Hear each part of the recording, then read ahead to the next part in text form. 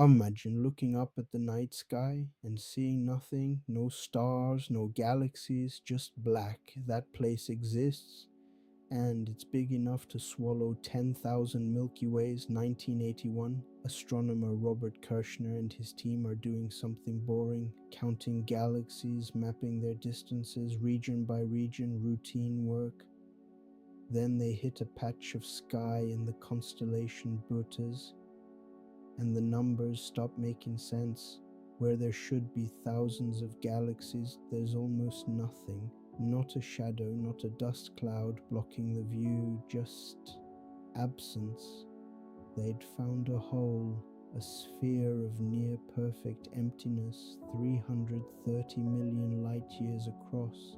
To cross it at the speed of light would take longer than complex life has existed on Earth. Astronomers gave it a nickname, the Great Nothing.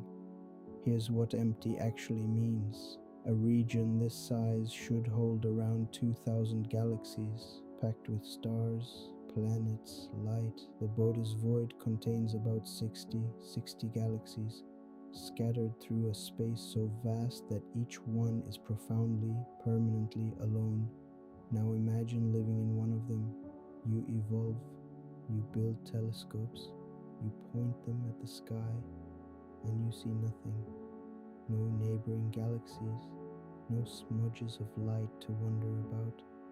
One astronomer put it bluntly, if the Milky Way sat at the center of this void, we wouldn't have discovered other galaxies until the 1960s, our entire picture of the universe, delayed by decades, maybe forever.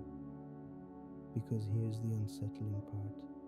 A civilization in the deep void might look out and reasonably conclude they are all that exists. They'd be wrong, but they could never know it. So what does this? What punches a hole 330 million light years wide into the universe?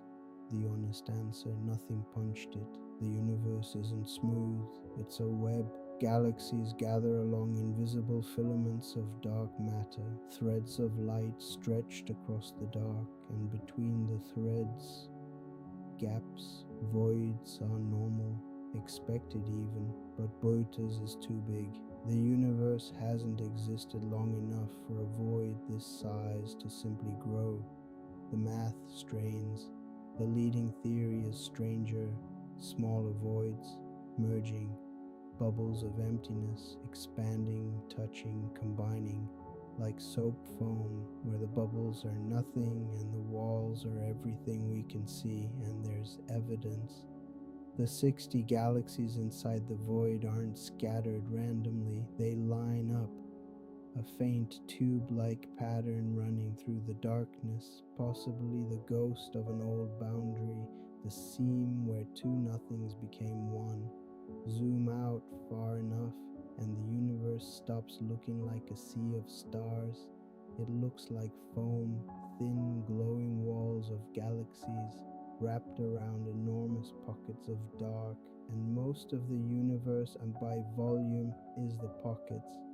Emptiness isn't the exception, it's the default. The galaxies, the stars, us, we're the thin film on the surface of the bubbles. So here's the thought to leave with. We happen to live on one of the bright threads, surrounded by galaxies, drowning in light. And because of that accident of address, we got to find out the universe exists. Somewhere out there in the deep void, there may be a world that never will. The universe doesn't owe anyone the truth. We just got lucky enough to see it.